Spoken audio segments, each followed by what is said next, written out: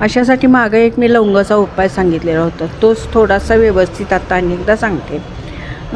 108 लवंगा घ्यायच्या, 2 लवंगा आणि मौली धागा असतो, म्हणजे लाल आणि पिवळा असा एकत्र त्याला मौली पण म्हणतात, आणि असा ह्या पद्धतीचा धागा असतो तो घ्यायचा.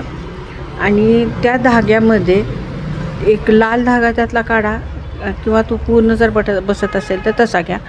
लवंग घ्यायचे, पूर्ण फुलाचे लवंग घ्यायचे, एका लवंगाचं तोंड ह्या बाजूला आणि दुसऱ्या लवंगाचं तोंड ह्या बाजूला अशी लवंग ठेवायची, आणि ह्याच्यामध्ये बरोबर अशी त्या दोऱ्यानं गाठ मारायची.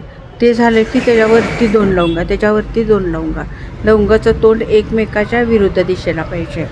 असं करून 108 लवंगाच्या ज्या काय ओळी होतील तेवढ्या करायच्या, आणि पूर्ण झालं की बंद करायचं. पण एक करायचं, ज्यावेळेस तुम्ही हे बांधता लवंगा एकमेकाला, त्यावेळेस श्री स्वामी समर्थ असं म्हणा, किंवा श्री हनुमान श्रीराम जय राम जय जय राम असं म्हणा, किंवा हनुमान चालीसा लावून ठेवा आणि ते ऐकत ऐकत ऐकत म्हणा. शक्यतो श्रीराम जय राम जय जय राम असा जर मंत्र म्हणत तुम्ही ती माळ गुंपली तर जास्त फरक छान पडतो. तुम्हाला जे आवडत असेल नाव त्या आवडानं म्हणा, पण रामाचं नाव ह्याचा जास्त परिणाम जाणवतो. श्री स्वामी समर्थ.